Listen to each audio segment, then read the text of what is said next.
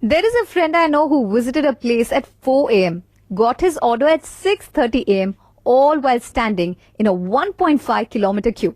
Now, for a plate of good biryani, everything is worthwhile. But the new norms suggest that the restaurants will have to arrange tables at least 1.5 meters apart and have to ensure frequent cleaning and disinfection of tables, cutleries, and other high-frequency touchpoints. Our next session takes a look at the future. Reimagining the restaurant business for the new normal.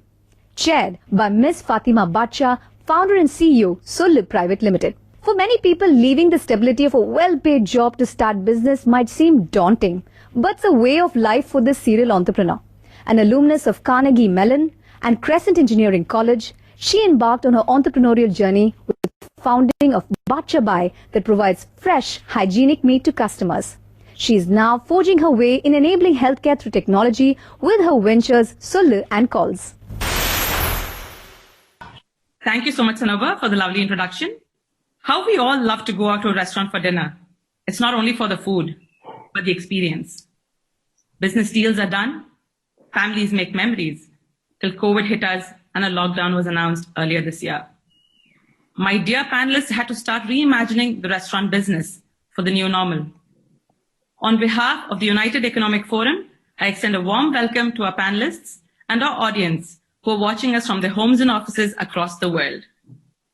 The United Economic Forum aims to enable economic value addition by progressing towards 1.5x growth over and above business as usual for the development of Tamil Nadu and India. The restaurant industry is a very significant contributor to our economy, and we would like to encourage greater growth in this industry in the coming years.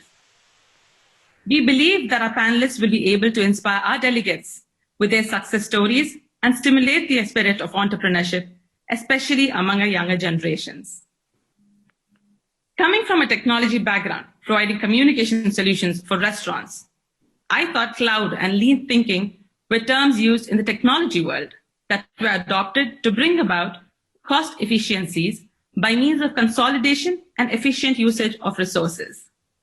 Fast forward to a COVID world, and these terms have taken on a new meaning with the restaurant business and how. With sudden lockdowns on and off across the world, a completely unforeseen happening in this generation, the traditional restaurant business came to a standstill. With no sight of the normal we knew and growing acceptance of this new normal, restaurants have started to pivot innovatively to reduce overheads significantly while continuing to cater to clients, albeit in a new environment, their safe home. Many have taken the leap and won and have been the change makers through sheer resilience, while others have perished. Our panelists here have not just survived, but thrived during these challenging times. Let me now introduce you to our panelists. If it's biryani, then it's Talapakatti. Deepika Nagasamy is the marketing and creative head of Talapakatti Hotels, our restaurant chain with 87 branches today across 6 countries. She has a bachelor's in design from the NIFT and was an assistant professor in INIFT and has more than 10 years of experience in creativity and design. With so many dine-in restaurants, we are all eager to know about your journey through this challenging time.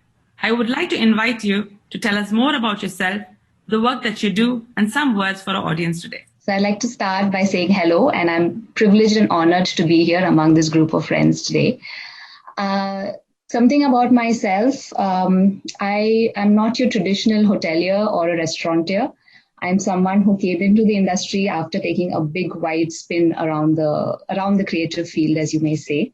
But I've had an amazing time trying to reinvent everything that I know into the food and beverage industry. What has helped us during this COVID time, the new normal as we're calling it now, is I think just the flexibility to pivot. We as a brand, someone who believes in the dine-in experience. Anyone who's come into Talapakatti will know we treasure that moment.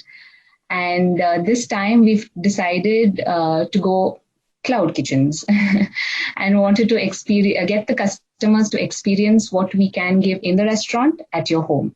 So this is the biggest exciting challenge and movement that we've taken at Talapakatti, and I'm glad to share that with you today. Thank you so much. Next, we go on to Mr. Zakaria Mohammed. He founded the restaurant Al Souk and co-founded a casual eatery called the Doner Kebab Bistro. Brought franchise brands like Rajdhani, Cream and Fudge, Kobe Sizzlers, and many more to Chennai. He has graduated from Loyola College and has been involved in the restaurant business for more than 10 years. He's currently part of the One Pot, One Shot food tech startup, where customers can cook their own food in one shot with one pot on their table in his recently launched restaurant, Rizla. He is working on bringing about de-skilling and standardization in the Indian food industry, which is heavily dependent on chefs, and aims to roll out a set of ultra-low-cost, de-skilled cloud kitchens. He not only manages restaurants during this crisis, but truly reimagined the restaurant business and came up with an innovative solution for the post-COVID world. I would like to invite him to explain this in detail. Thank you, Fatima. Peace and blessings upon all of you. First, I would like to, thank the UEF committee and the management for inviting me. There are other mammoths, in the panel. Maybe I'm just a small, ant, compared to them. Yeah, of course, we are trying our bit of our share, to reimagine the industry and rethink innovative ways. So, like how, Fatima, gave a brief background about me. So we run a Mediterranean restaurant. We just recently won the Times Food Awards for this year. And so the Oppo's cooking technique is it's called One Pot, One Shot, and was founded by my partner, Mr. Ramakrishnan. And they have a group of about 90,000 people on the Facebook, who are almost opposing every day. And till now, there has been a lot of acceptance in the household kitchens. So we are trying to, I would say, in a heavily, chef dependent in the restaurant industry, we are trying to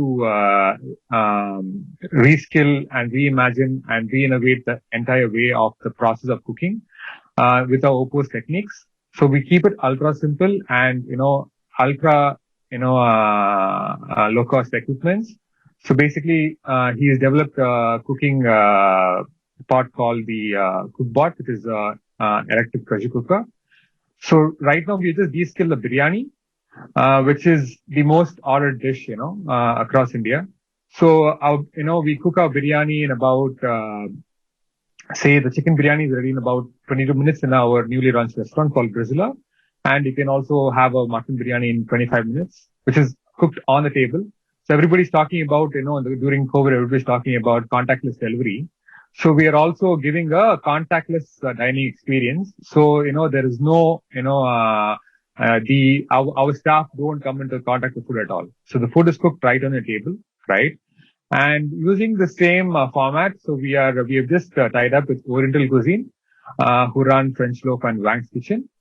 So we are launching a new brand called Double Dum Biryani, which is going to be launched in all of the Wang's Kitchen. So this is going to be a takeaway and a delivery brand. So by the end of next year, they're planning to open 30 such takeaway outlets.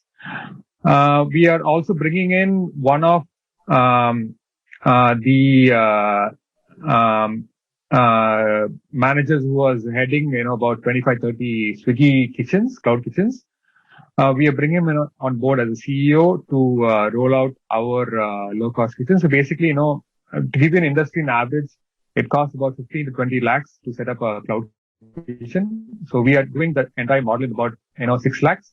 And we can generate maybe about, say, 15 lakhs, of sales, using that low-cost kitchen. And we'd also need a very limited space for this, maybe about 100 square feet or so. So one is we are cutting down the capex. The second is we are also cutting down the operation expenses. So this COVID has,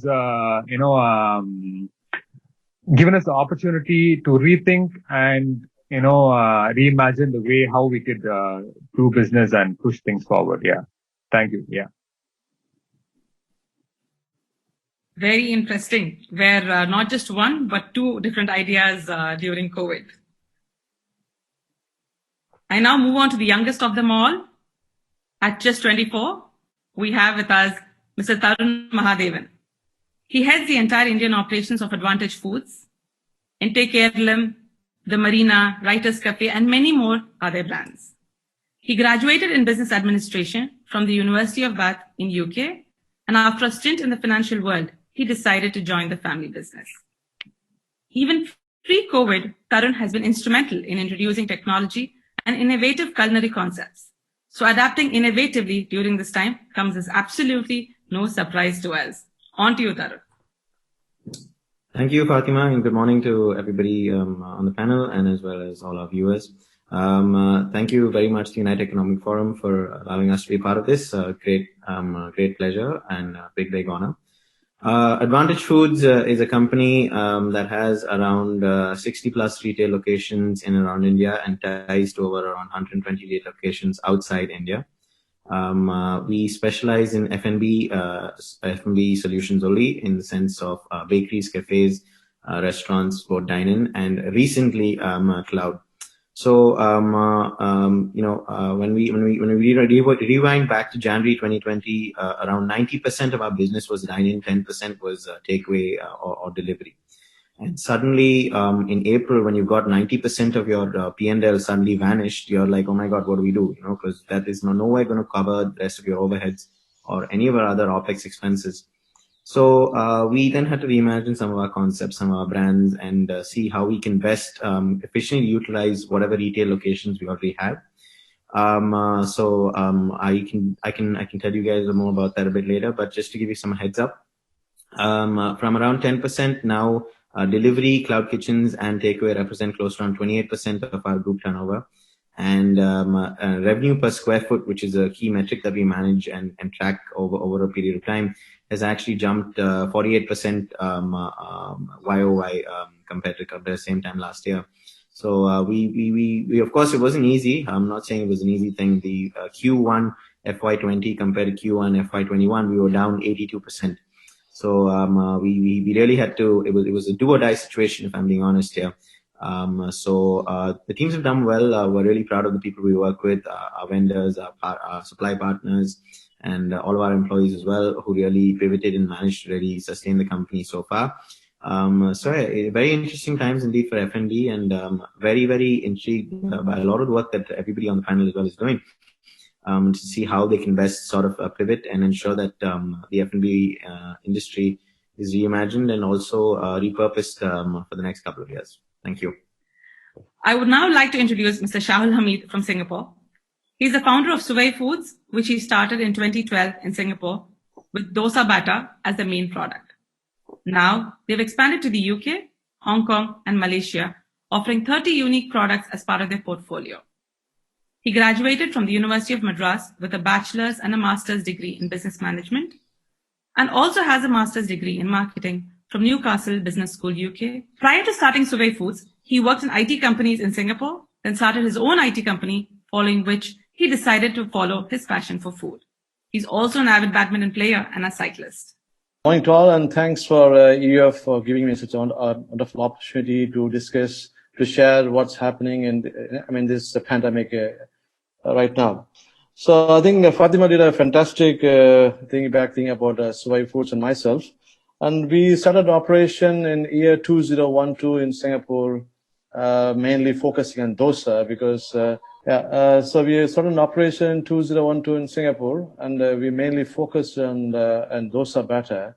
But we saw major changes in people's attitudes as well as the behavior in terms of moving packets as well as, into packed foods. So we started from dosa, we come all the way to theplas and multigrain chapatis.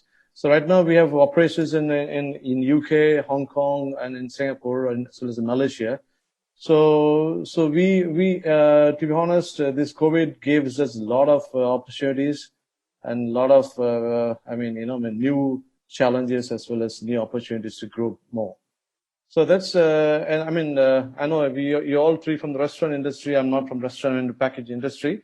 But anyway, I'd love to share with you what is, what are the opportunities, we can just get along with in packaging industry going forward.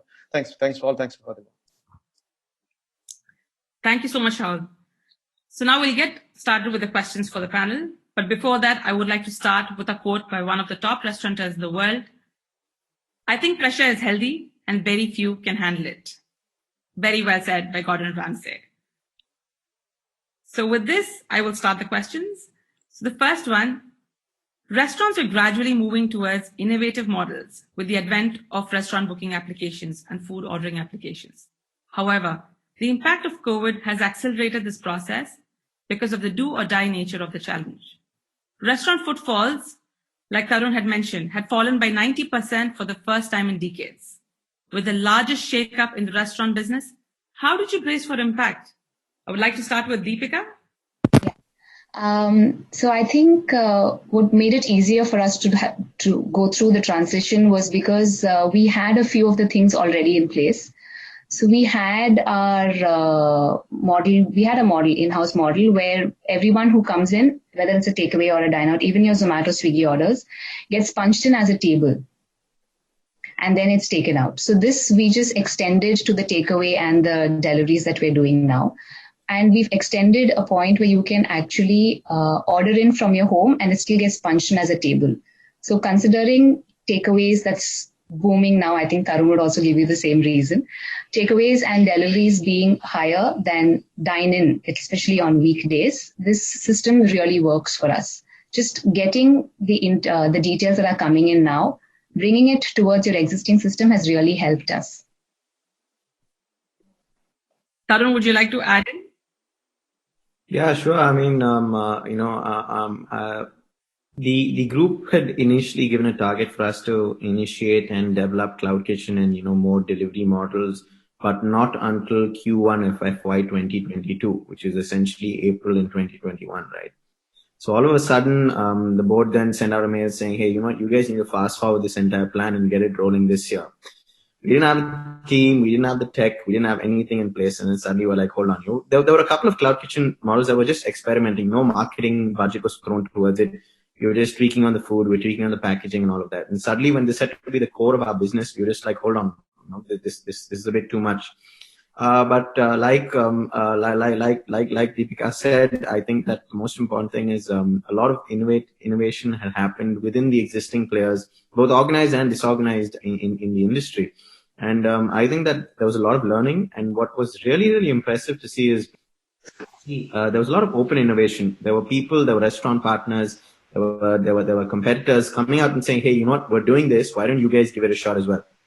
Now, this is something that would not have happened if COVID had come in place. Everybody would have continued being secretive to their situations, because I think that one thing people realize is your competitors are supplementing you some way or the other, right? Today, I'm sure that at least there'll be a 20% overlap of supplies that Deepika and me, or even Zakaria and me, have in Chennai. Now, if all of us shut our kitchen, that 20% is gone. Where are we going to go? And one thing we realized significantly during April was definitely supply chain just crumbled, right? Suppliers weren't able to deliver goods on time. They weren't able to get goods through borders, all of that. So we had to really, sit down, rack our brains and say, how can we significantly ramp up our Cloud Kitchen division? So fortunately, we did start tweaking with some more brands, experimenting with some more brands. We did have a brand playbook of around 10 brands, which we initially knew would come down to around 4 to 5 brands. That process is still in play. It's not yet done. There are some brands that really made it through and will be in our growth portfolio, but some brands are still, taking a back seat. But yeah, I mean, very, very interesting times. And of course, for restaurants that focus on dine-in, that repurpose and that shift towards cloud kitchens or delivery wouldn't have been easy. It would have been very difficult, because at the end of the day, more than anything, you realize you're playing with a completely different P&L, because you've got to factor in your delivery cost, you've got to factor in if you're doing your own delivery, or you've got to factor in your technology cost, and most importantly, you've got to factor in your commission charges paid to Swiggy, Zomato, or any other third-party aggregator, right? So your gross margins are nowhere near what they are when you have in dine-in. So you've got to repurpose your OPEX, you've got to repurpose your gross margins, your food cost, everything, right? So huge challenges, but I think that a lot of people in Chennai have done really well. And it's great to see. Even if you're just looking on Swiggy, week on week, you'll just see the number of restaurants delivering to your particular area increase by a minimum of around 20 to 30. I can give you that in writing. So a lot of innovation is taking place, and what's really good is a lot of cheap capital innovation. There's not been a lot of capital here, so it's very cheap capital innovation that's taking place over the past couple of months. So yeah. Thank you so much, Tarun, for sharing your experiences here. If Zakria or Shaul would like to add to that, please. Zach, yours. Yeah. So how Tarun added, when the lockdown was announced, for this first 24 hours, then, we were given a time for 1 week, right? Shalbhai, do you want to go ahead, Shalbhai? Yeah, I want to go ahead, but like I said, I'm in the wrong thing because we unfortunately, this COVID gave us at least 300-400 times more business, In fact, thank God, even government of Singapore didn't even close even for 1 day. And in fact, it was encouraging us, encouraging packed food like us to do more to supply to fellow citizens. We anticipate that it is to happen. Because, Singapore, we have food reserve. Even we have food reserve also. We need somebody to cook and give, So packed food was really fortunate for most of the Singaporeans, apart from your typical noodles, but they want staple food like dosas and chapatis as well as everything. So this COVID really gave us lots of opportunities. Although we have challenges in terms of manpower, but with the existing manpower, we're able to do a substantially good amount of business, and customers. In fact, although doing like Tarun was saying, food costs will increase if you go through a delivery guy like Swiggy or whatever, So in fact, in Singapore, yeah, I do agree that of course there's a cost involved, and we need to add to them. But customers' dependability on this mechanism, even believe me, even today we are selling dosa batter in Grab Food. They used to sell. People dependencies become totally on an online thing, And we were surprised when Grab Food approached us. Hey man, you want to be part of us? But initially we said we are a restaurant. There are packed foods, In packed food, what are you going to do? But then they say there are a lot of customers requesting them. Why don't you add in the packed food like us? And today, believe me, we are selling in Food Panda, Food Panda and Grab Foods, as well as in the Uber Eats. We are selling our dosa packs. Although it's a cost to us, but again to sustain and to give customer service experience, if you're not giving, someone's going to give. If Sway is not going to deliver dosa batter and Food Panda, it's a cost to us. But we have to play around a little bit in terms of costing mechanism, and not always the cost is the one. No? If I'm not there, someone is going to go. So it's because it's very open thingy. It's very competitive. So then we thought, okay, then I was doing like Tarun says, I was doing all the mathematics. Everything is coming low for us. If you have to sell through these guys, delivery cost is high in Singapore, and others also having their own a platform of selling their own groceries online. But luckily now COVID have taught us a lot of lessons, in terms of people want adaptive, people want quick thing, If you're not there, someone is there. Yeah. So it is. Like I said, more than like how we are in Zoom today. Zoom didn't expect that this will happen. No, Zoom didn't expect that it will happen. Now everybody following them. So either we have to adapt fast, adapt quickly, or we will be perish. That's why we moved. We have agreed to give our products in Food Pandas and things because customers are the one who decides what they want and how they want. So that this is a fantastic learning lessons we got it from COVID. Yeah, thanks all. Shahul, you wonderfully drew parallels with Zoom. So just to give you some statistics, the cloud kitchens industry, which comprises of commercial cooking facilities, either belonging to a restaurant chain or aggregator, having no dining space and only catering to delivery orders placed online, was projected to become a $2 billion industry in India by 2024 last year, even before the impact of COVID. And COVID has just accelerated this. So what are your thoughts for our panel? Like, how do you go about setting up cloud kitchens? Is it recommended to go by your own setup because you already had the presence, or a shared setup? What would be the advantages and the disadvantages? Are there any particular challenges in this model that you would like to highlight? Would love to start with Tarun, please.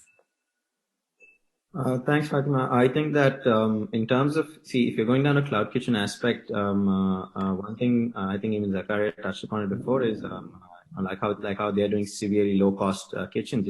6 lakhs executing a kitchen isn't a joke. It requires a lot of research, use of space, and all of that, right?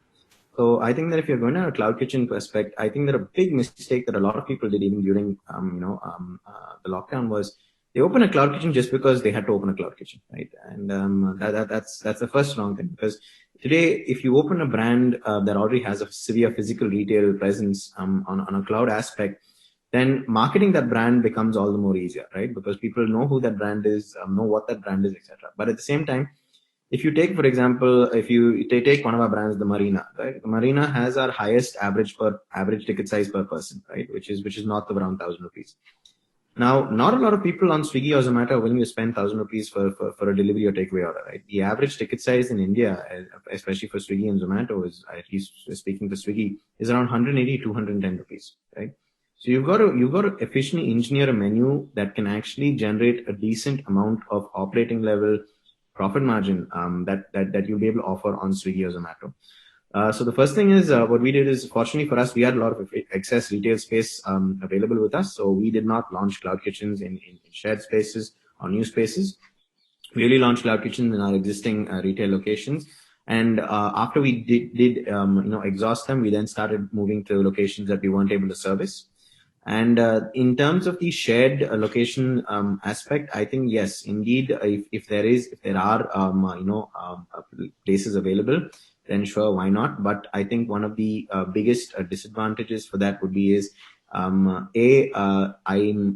looked at it, and most of the actual shared locations actually charge a higher revenue per higher square foot rate than the other players, because of the fact that the particular partner who's offering you that kitchen, he's invested a lot in the infrastructure in terms of your gas lines, in terms of your internet lines, a good access way, and all of that stuff. You can cut down on a lot of those costs if you do it on your own. But if you do, it would be advisable to have at least, say, 2 to 3 brands running out of that same cloud kitchen. Okay, that would severely help you reduce your OPEX. And last thing being, I think the fact that what really helped us and what really did well for us is marketing on cloud kitchens is very, very, very, very, very hard. Because for example, today a brand like Dindigal Talapakati, you recognize it so well because like I said, they've got around 87 locations across the globe. So I'm sure you're driven past one, dined in one. So it's a brand that you already know. It's a brand that you trust, and it's a brand that you're already willing to order from. You know what food you're going to get, right? Whereas today, if you look at a brand that's newly popped up, for example, one of our brands called Phuket Street, right? It's very hard because how do you know the quality of the food? You don't know the quality of food. Maybe you're seeing some great pictures on Instagram, right? And of course, 9 out of 10 times your marketing team will make your food look 10 times better than what actually is done by the chef, right? And this is a conversation I often get into logic with my marketing team. So you have to be able to market your brand efficiently. This is involved by purely going heavy, and especially because, like you said, it's such a competitive space right now, right? All three of us here, apart from Mr. Shahul, are operating in cloud kitchen space, something we weren't doing maybe a year ago, right? So it's such a competitive space. So how do you distinguish yourself? How do you ensure that you can actually generate a decent number of orders per day? And how do you ensure that you can actually be visible on Swiggy, visible on Zomato, all of those things, right? Being visible is one thing, and then having the customer go on to Swiggy and Zomato and search for you is a completely different thing, right? So, like today, if I'm craving for a biryani, I'd probably go on Swiggy and then search for Dindigal Talapakati, right? So they don't need to be visible; they're already there. Whereas today, if I want Asian food, and I say, okay, fine, I need to be able to make Phuket Street be available to you, all right, on Swiggy or Zomato for you to already try it. So that's a risk. So I think marketing is a huge aspect, and secondly, food quality has to be bang on, and the last thing I think is packaging. I think packaging is something that's really important. You're seeing a lot more innovative packaging coming out from existing packaging vendors in and around India as well. And I think that appeal to food, as in, they always say people eat with their eyes first, right? So it's not very appealing if the food just goes out in a simple plastic container anymore, right? It needs to be branded well. It needs to look good. and all of that. So these are some of the factors that I consider when studying the cloud kitchen. Thank you. Thank you so much, Tarun. Deepika, Zakaria, anybody would like to add, please? Deepika, do you want to go ahead? Or? Yeah, can I? Please do, Deepika. Yeah. Yes, just to add to what Tarun said, yes, it is very challenging, but something that we found interesting. Yes, we're a known brand, we're an established brand, but we're not a brand that someone would come to when you're craving something instant, right? You're sitting at home 3 o'clock and you're like, okay, I need to order something. So especially when you're in a cloud kitchen model, you need to be able to fill all the slots. You need to be able to fill your snack slot, your lunch slot, your dinner slot, your midnight slot, if you can, arrange it. So that is something that we've found very interesting to work with. So using existing infrastructure and existing menu options, I think what we have found very interesting is the low value meals that we say, low value meals, short service times, and interactive items. So now with everyone at home, people are concentrating more on everyone eating together as a family, spending time with the kids. So these are things that we've never really looked at, in terms of even dining. We've always looked at larger than life portions. We've looked at things where you enjoy yourself and you live like a king in a restaurant. So how do you bring that closer together so that in a cloud kitchen it works? Because you have limited space. You cannot do 100 dishes. You need to do 10 dishes really well in order for it to work. So these are the challenges I think that you will have to face once you open a cloud kitchen. And yeah, topping up with everything Tarun said, it's a huge game. And yes, marketing plays a huge, huge role.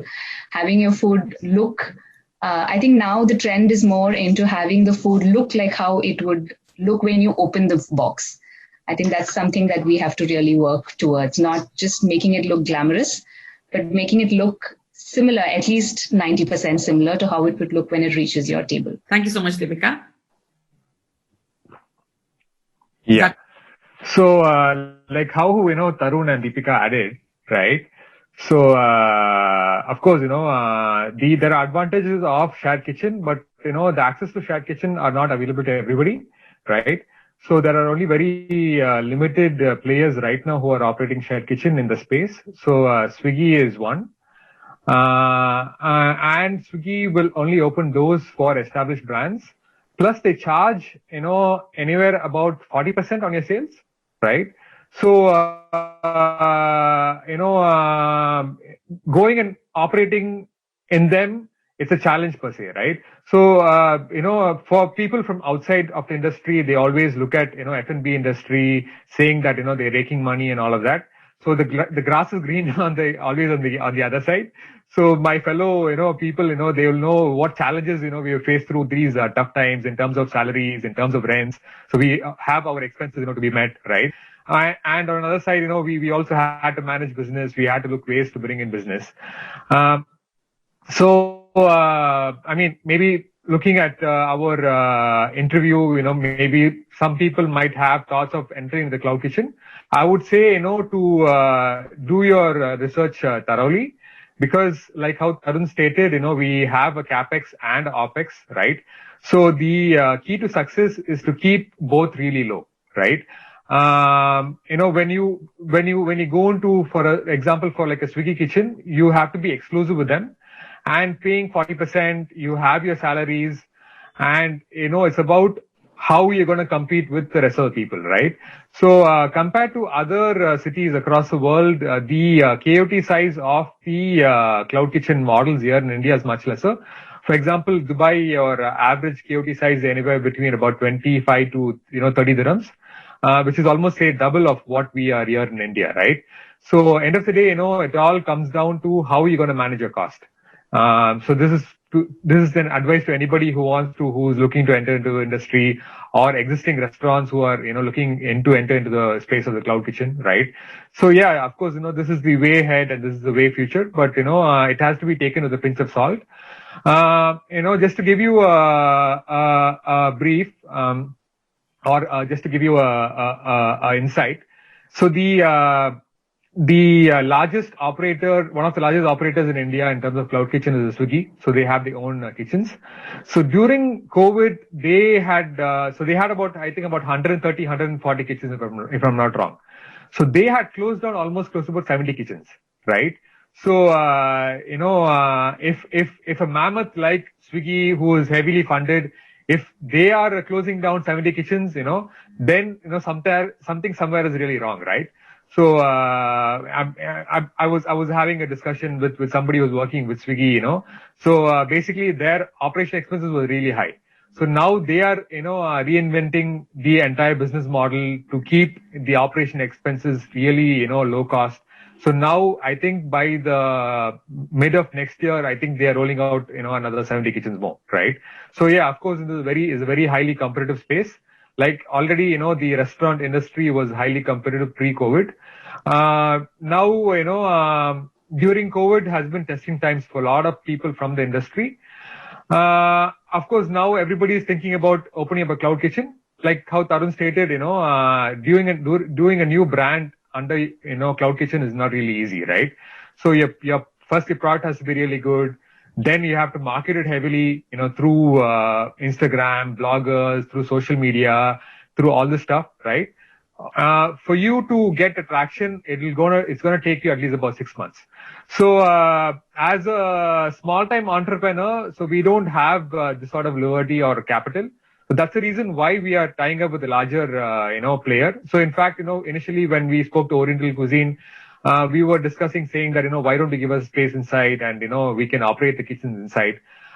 They said, no, we will take up a franchisee. I mean, it makes more sense for us, because all the operation expenses is going to be on their head. So instead of a royalty, we add in our profit into our masala itself. Basically, that's going to be our IP, our product that we're going to be selling to them, right? So yeah, we have, found our way forward. I mean, 6 months, down the line, it's gonna, tell us, see, end of the day, we have done trials, umpteen number of times through bloggers, through our partners and all of them. But end of the day, customer has to accept our product, right? So only, we are there only if the customer wants us. So in 6 months down the line, yeah, so we know, where we're going to be standing. Yeah. Rahul, would you like to add to it, please? Yeah, sure. So I think even before COVID, I think COVID is a new normal now. Even before that, Singapore government, I can talk about only Singapore, but I mean, Singapore government encourages most of the big players because of the shortage of manpower, to go for a shared kitchen. Sharing the kitchens, right? I think, in fact, I don't know, this has not been well executed by few of the Indian restaurants, they're sharing kitchens here. Apart from that, even I know a lot of few Chinese restaurants, they share kitchens where they do a common stuff like cuttings, peeling of the onions, chopping of garlics, doing a simple sautés, making sauces. They do, instead of cloud, I think now, like what I got from Shakir, Zakaria, that you're talking about Swiggy. But here, Singapore government itself invested heavily, and in fact, they're giving a lot of grants. They're pushing the big players because of the shortage of manpower. Even before, I think I would imagine even before 5-6 years back, even before COVID, to go for a shared kitchen, where you can reduce your expenses in terms of machineries, in terms of, of course, there is a big challenge of poaching of employees, when the shared kitchens, when the bosses are there, easy, so most of the secret recipes are happen in the kitchen. Apart from that, peeling, cutting, normal stuffs happen in the shared kitchen. There are a couple of things, what government of Singapore emphasized on that, mainly to reduce the manpower, secondly to reduce the expenses. Whether I like to go into restaurant or not, but today people become, they want comfort zone at the home. They don't want to go restaurant, even regardless of big restaurants in Singapore are bleeding, honestly, really bleeding. It is not because they don't want to go out. Today with the social media, everybody want to sit in the home. They want to play, they want to spend more time in the Facebooks and Instagrams and blogs, They want to come everything at home. Whether whether I like it or don't like it. This is a different thing. Like you said, do or die, Whether Suwai likes to be, unfortunately, Suwai not in the restaurant, but thing is, in Singapore, a lot of big restaurants, a lot of big names, even a restaurant by the name called, the big restaurant, I don't want to, in Marina Bay Sands, big Indian restaurant. Even they now going for what do you call, online platforms like Swiggy, like Food Pandas and GrabFood.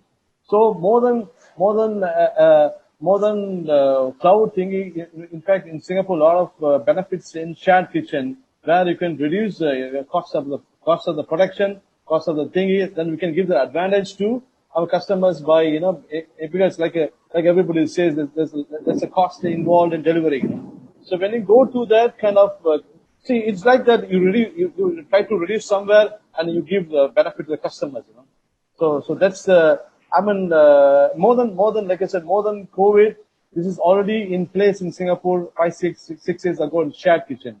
Very interesting to know about the government's push in Singapore towards and cloud kitchens, Shahul. Thank you.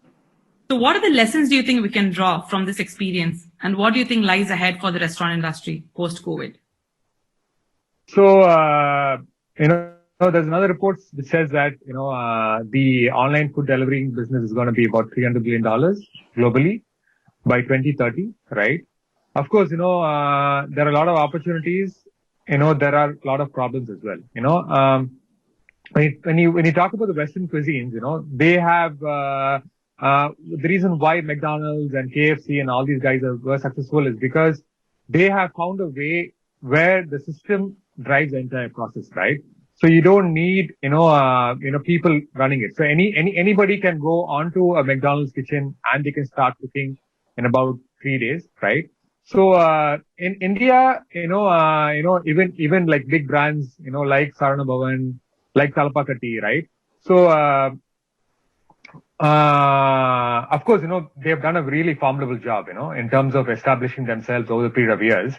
But why we haven't been able to expand so big, so large as them? Because we are very heavily, chef dependent, right? So we'll have to take this into the process. See, the leader right now in the cloud kitchen space is Rebel Foods, right? And they are close to about $1 billion valuation. So they have done this because they now can replicate across India their biryani to their rolls, to the wraps. So they found a way. That's the reason why the investors, money actually flowed in. Of course, there are a lot of opportunities in this space. If the problems and are meticulously, addressed, there is a large pie to be carved out by each one of us. Yeah. Arun, would you like to add what are the lessons learned, and how do you see the road forward? Yeah, no, I think one of the biggest lessons learned for us is we had a lot of areas in which where essentially what I'm trying to say is we are operating at probably the leanest we have operated in the history of even my father's generation as well, right? This is not surely because of choice. It's because we didn't have any other choice. And this has freed up a lot more resources, freed up a lot more cash flows, in order to allow us to reinvest this, deploy capital efficiently and, essentially cut fat. So I think that, and none of these decisions, we wouldn't have been able to make these decisions if COVID hadn't forced us to make these decisions. So I think one of the biggest lessons that we've learned is, are we operating at the leanest as we are? And can we make this process as Zakaria mentioned, can we make this more efficient? If we can, then why not? All right. And I think going forward, one of the biggest things is, I think, restaurant in the entire restaurant industry, F&B and such, will see a huge shift from say around 90% dine-in to 10% delivery. I think that the number will be around 35% of delivery to the remaining 65% of dine-in. Why I say 65% of dine-in is this is a question that's often thrown is, see, you mentioned this earlier, Fatima. At the end of the day, it's an experience, right? Dining in a restaurant is an experience. You don't just go there for the food. You go there for the ambience. You go there for the service. You go there to make memories, etc. Right? And while you can do a lot of that at home, but it's all about the experience the restaurant provider gives you. So very interesting times ahead indeed. It'll be very, I'm very keen to see how a lot of companies reshift and repurpose their P&Ls and see how they can efficiently utilize excess profits and where they deploy them essentially. Like Mr. Nakaria said, if Rebel Foods has around 1,100 plus restaurant internet brands in the country, and now they're opening in Dubai, they're opening in Philippines and Indonesia, all over the place, right? So if they're able to do that and take star hotel brands, I mean, India Hotels Limited has launched Cumin, right? And then that's the average ticket size for Cumin delivery is 3,000 rupees. That's amazing. And the sheer repurpose. I don't think in your ever dreams you would ever imagine having a dal bukhara and it's sitting in your house, right? So everybody's changing, and I think that's great, and it'll be very, very interesting to see how things play out over the next couple of years. Thank you. On that note, I think Deepika, would you like to add as well? I think they've summed it up beautifully, like they say, necessity is the mother of all inventions. We've all fallen together, I think, as a group and held each other's back. And I think going forward, tech is your biggest friend, your best friend. If the faster you accept it and the faster you get it into your system, the better. Like Zachariah said, having everything put in place, keeping McDonald's and KFC as your guideline, getting it set in a way that we're no longer chef-driven but cook-driven, I think it would make a lot of difference as well. Great. And is there any one key point that you'd like to leave our audience with? I would just add to the previous one. I don't know whether Deepika and others, I don't know whether you have takeaways not in the restaurant, outside restaurants in malls and all. No? For example, I just come across one interesting company called the Soup Spoon. So one of the very famous Chinese restaurant, restaurant in Singapore. I happen to see them for last more than a month. They have what they're doing is they make the soup. They keep the soup in the freezer in all the petrol chaos. So it's packed, again, it's a packed foods. It's like Tarun says, an experience. Of course, I do agree that, but going to restaurant is an experience. Come to necessity and come to people who are really worried about, getting infections or whatever, So survival of the fittest. So Soup Spoon is it's a fine restaurant. And even the bill size minimum will be about $30-40 in Singapore. Even there, going to a normal, a typical shells and SOs, they're selling the soups there. They freeze it, they put nicely in a proper freezer, and they're selling soups in the petrol kiosks. So the learning lessons is actually, we have to be open enough to adapt. If you're not adapting, I'm sorry, if you're gone. To anybody for that matter. So it's not either who is big, who is small, who is big size bill, low size bill. It's proper adaptability. Adaptability, this is not only in COVID, even before COVID, And today, everybody is adapting Zooms. Microsoft doesn't have it. Google doesn't have it. Nothing is a team. Now they're adapting. Even Zoom didn't expect that this will happen in the last 2-3-4 years. People were just making creepy about the Chinese company or whatever. But now everybody in a Zoom. So like I said, whether you like it or don't like it, whether I like it or don't like it, I have to adapt to what is the existing stuff. I have to really go quick. The Soup Spoon is really fascinating because they have a pride, They have a lot of restaurants in Singapore. They go, they do nice fine dining, but they are selling in the road shop because people want comfort at the home. They can also celebrate parties at homes. Now every home has become a restaurant these days. They want to post all the things. They want to post everything is online. And one last one, sorry. Even in a country like Singapore, nowadays people's friend circle is also become very small. Those is big friend circles. Now everybody's. The funnel has become so small. I have only 2-3 good friends. Because everybody want to be at home, the comfort. Friends has become slow. Because of the social media thing, they're spending time in their updating blogs, updating the Facebook thing. Because end of the day, time spent on the technology is high rather than time spent on the humans and friends and families. So that's what I would say. Honestly, packing food, I mean, whatever restaurants you have, of course, it's good. I mean, but you have to go out into packing also. Because packing food is definitely will bring, believe me or not, it will bring at least 30-40% increase in a sales boost. I mean, apart from having experience in the restaurants, like Tarun says, comfort is also important today. So I mean, because since I'm from a packaging industry alone, although I have a small restaurant in Chennai, but future for packing food is really massive, honestly. And a lot of big companies, Chinese companies, they're coming into the the cooked food, instant foods. You put noodles on top of it, you put whatever chicken on top of it. And people want comfort, and people want alternatives. If I don't do, someone is going to do. Thank you for your details and explanations on the lessons learned, as well as on what lies ahead for the restaurant industry post-COVID. It's been a very insightful session where we've had some key points from our panelists, especially from Deepika on the focus on technology and the movement towards cloud kitchens.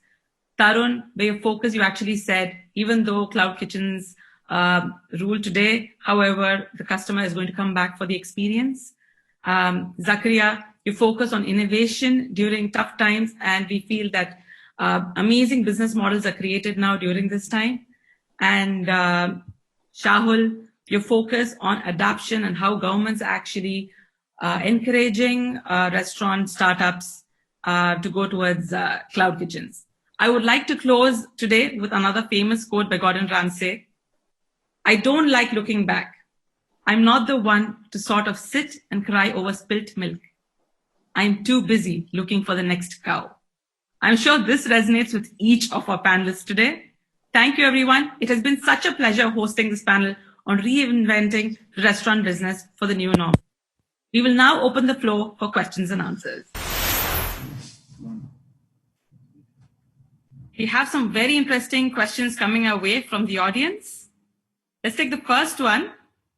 It's how hard is hiring, training, and retaining staff during these times, from Mr. Khalil Hamid. So Tarun, Deepika, Zakaria, any of you please go ahead and answer this question. I think that more than anything, with COVID in place, with everybody having contactless dining and contactless service, I think that training is of utmost importance, right? Because I think that everything else takes a step back. In fact, when we rewind back to around June, when dine-in was once again allowed in Chennai, we spent close to around 1.5 weeks just spending, teaching people how to serve in the new normal, and that was very, very important. And I think retaining staff is very, very extremely crucial in this industry, because this industry already faces such a high attrition rate.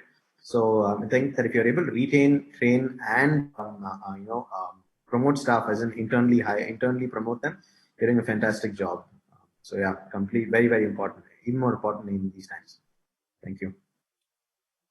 Deepika, would you like to add to that question, please? I completely agree with Tarun. Internal push is very important. And in terms of training and retention, I think training has been a lot easier, because once they come in, they don't want to leave because they're not getting jobs elsewhere. But the process of hiring has become a little bit more tedious compared to how it was earlier. And Zakaria? Yeah, so training, like both of them stated, is very crucial, right? But during these times, there are a lot of people, who are looking out for jobs. Maybe, like wherever, we can accommodate them, in terms of the lower, meaning jobs. And, some people are even ready to, even work for a very, very much lesser salary, right? If you could give out a helping hand to these guys, I think, it'll be great during this time. Yeah. Thank you so much for answering. And another very good question. As a new entrant in this industry, how do I reach out to a customer base or market my restaurant business? By Mr. Nandakumar. Deepika? Marketing is your first baby when you start a restaurant. So I would say with the way things are moving now, getting on social is your best friend. Getting influencers to come in, getting them to accept you, and getting friends to push, I think is the easiest way and the most cost effective way, considering how we are spending these days. And whatever you do to get a new market, you'll first have to let people know what you stand for. Since you are a new brand, you'll have to get your USP out. You'll have to get people to talk about your USP, talk about your brand. And the best way to do that is to just go all out, make a big push, get influencers in, do your Google ads, do your SEO management, and just get the word out. Thank you so much, Deepika. Tarun, would you like to add to that? No, I think Deepika is definitely a marketing expert here, and I think she really hit the nail on its head. Social media has really given access to a lot of low-cost marketing compared to the traditional media or digital or TV adverts that the industry was used to doing around 15-20 years back. And it's very, very easy to measure your conversion rates. And I think if you're doing it smart and if you're doing it well, I think you'll see a tremendous drop in your actual customer acquisition costs provided you're marketing efficiently. So nothing more to add. Thank you. Right. So last question. So I think Swiggy, Zomato, and Dunzo have actually become synonymous during the pandemic, right? So we have a question by Mr. Mohammad Ismail. He's asked, what is better for us? Should we set up our own deliveries or rely on Swiggy, Zomato, or Dunzo, considering their high commission rates? I think that the first mistake is Swiggy, Zomato, and Dunzo aren't delivery partners. They are market aggregators. You pay that high commission for the level of customer service they offer to the end consumer and the level of ease in which you are able to list on their platforms and then operate on their platforms, right? So they are actually a marketplace. The sheer amount of money that Swiggy, Zomato, or Dunzo burn on actually ensuring that they're able to get customers on their platform would be very difficult for any standalone brand to do. I don't even think any of the big brands, even the big fast food chains like McDonald's or KFC, would be able to spend that kind of money. So I think that when you're paying that high commission, of course, it's a cost. Indeed, it is a cost for their level of UI UX that they offer and their level of in-depth knowledge that they have within the delivery industry. So that's how I think. Of course, you can always have your own delivery partners or delivery executives as well. But getting access to the market like how Swiggy and Zomato have done, it will be very, very difficult and it's a very long drawn process. Thank you, Tarun. Deepika or Zakaria, would you like to add to that, please? Deepika? Yeah, like Tarun said, if you're just to add, if you're looking at just a delivery partner, there are other brands who would just do the deliveries for you, if that's what you're looking at in terms of a cost factor. But setting up your own delivery wing and having the retention, as we already know, is very, very low in terms of our field. Having the boys there and the cost that you're paying in terms of salary, the bikes, the fuel, you will end up paying much more than you're paying any of the other aggregators put together. So this is my take. Unless and until you have a huge network where you have a lot of deliveries that are going in, hundreds by the hour, then it makes sense. Otherwise, I would say rely on what is already there and make the best of it. And Zakaria, would you like to add as well? Yeah, both of them have put it, very correctly, right? So, so Swiggy, they've raised a couple of billions of dollars, right? So, we will not be able to compete them in any level. But yeah, so what is happening right now is, they are offering a lot of discounts, on the market and all of that, which has to change, which is very unhealthy, competition per se, right? Maybe there are some regulations which will come in from the government, which will help us in our restaurants, to get out of all this unfair trade practices, right? But end of the day, today you only have you are relying on Swiggy and Zomato and your other platforms who will give in your extra bit of sale, right? This is what is happening. Right. So I think Mr. Mohammad Ismail, I think you definitely have your answer to rely on Swiggy, Zomato, and Dunzo, who actually market aggregators. And with one last sentence for each of our panelists, this question that if you could answer it, is it the right time to actually start a cloud kitchen by Mr. Shafiq? I think you should have started yesterday, not now. So yeah, you're already late, buddy. So yeah, get started as soon as possible. Deepika? Completely agree. Yes, it's a good choice if you're planning to expand from where you already are. But entering the market at this point of time on a cloud, I would really double think that. Okay. And Zakaria, I'm sure you also feel the same. Yeah. Agree to that. Yeah. Great. Thank you so much. I think it has been such a wonderful session.